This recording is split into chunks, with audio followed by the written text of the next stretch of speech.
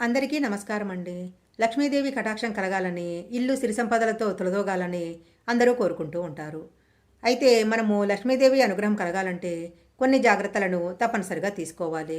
ఇంట్లో గనక కొన్ని నియమాలను పాటించినట్లయితే లక్ష్మీదేవి యొక్క అనుగ్రహము తప్పకుండా కలుగుతుంది.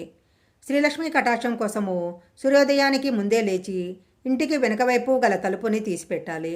వెనక గది తలుపులను తీశాక ఇంటి సింహద్వార తలుపులను తెరవాలి. మంగళ శుక్రవారాలలో పంచముఖ దీపాలను వెలిగించాలి.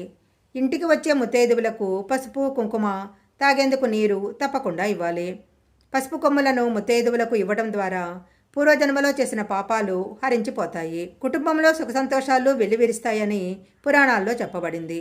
అలాగే పౌర్ణమి రోజున సాయంత్రము స్నానం చేసిన తర్వాత సత్యనారాయణ స్వామి వ్రతం చేసుకున్నట్లయితే చాలా మంచి ఫలితాలు వస్తాయి.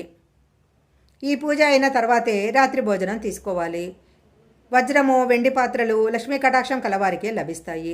ముఖ్యంగా వెండి సామాన్లు వెండి పాత్రలను ఇతరులకు బహుమతిగా ఇవ్వకూడదు.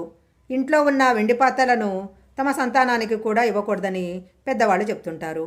అయితే అసత్యాలు పలికే వారి వద్ద, ఇతరుల మనసును గాయపరిచే వారి వద్ద లక్ష్మీదేవి నివాసం ఉండదు.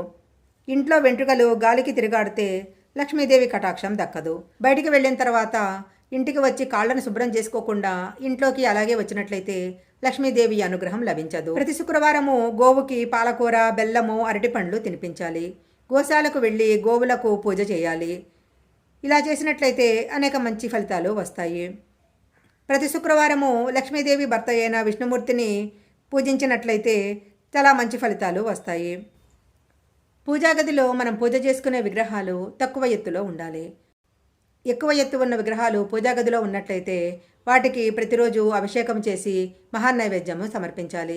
అలా గనక చేసినట్లయితే మంచి ఫలితాలు వస్తాయి.